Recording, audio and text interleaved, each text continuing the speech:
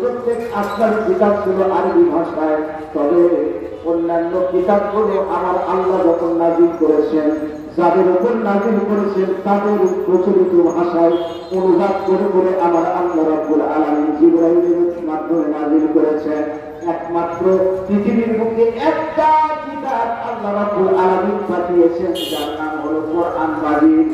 মনে রাখবেন, দুনিয়াতে আমরা যে কোরআন মাজিদ, আমাদের কোরআন শরীফের মধ্যে যতকে শব্দ দ্বারা, আলফাজ দ্বারা, অক্ষর দ্বারা আমরা কোরআন মাজিদ তেলাওয়াত করি, হুবহু এমন শব্দ আলফাজ দিয়া আমার আল্লাহ রাব্বুল আলামিন লাউহে মাহফুজে কোরআনকে সংরক্ষণ করেছেন।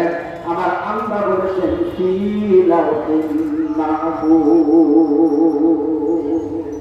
তার মানে লাউহে মাহফুজ কোরআন যেভাবে নাযিল করা হয়েছে, হুবহু লাউহে